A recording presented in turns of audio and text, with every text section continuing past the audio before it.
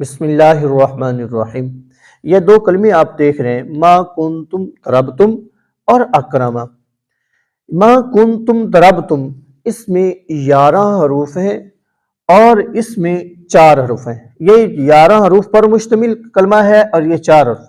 اس میں ضاد، را، با حروف اصلیہ ہیں، بقیہ 8 حروف زائدہ ہیں، میم الف کاف نون تا میم اور یہ تا میم، یہ 8 زائدہ ہیں۔ اس میں کاف را میم یہ اصلیہ ہیں اور حمزہ یہ زائدہ ہے۔ یہ 6 اقسام سے ثلاثی مجرد ہے اور یہ 6 اقسام سے ثلاثی مزید فی ہے۔ سوال یہ پیدا ہوتا ہے کہ اس میں 8 حروف زائدہ ہیں لیکن ہم اس کو ثلاثی مجرد کہہ رہے ہیں، ثلاثی مزید فی یہ نہیں ہے۔ اس میں صرف ایک حرف زائد ہے تو ہم نے اس کو ثلاثی مزید فی کہا ہے اور یہ ثلاثی مزید فی ہے۔ یہ کیسے؟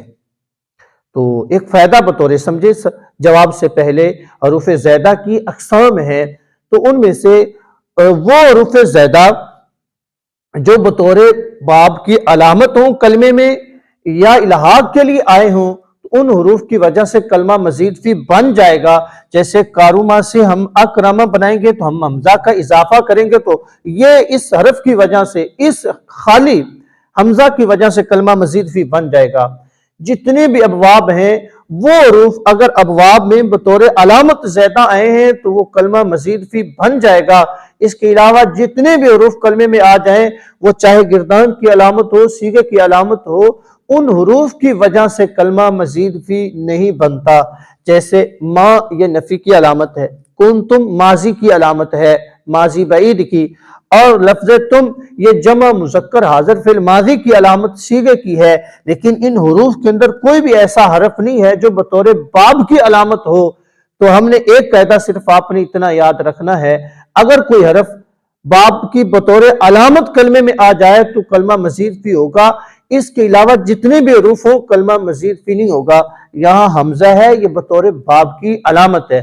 اس کے ساتھ ہی اس کے ضمن میں ایک بہت اہم قاعدہ کلیہ آپ یاد رکھیں کلمے میں حروف اصلیہ اور زائدہ کی پہچان کا۔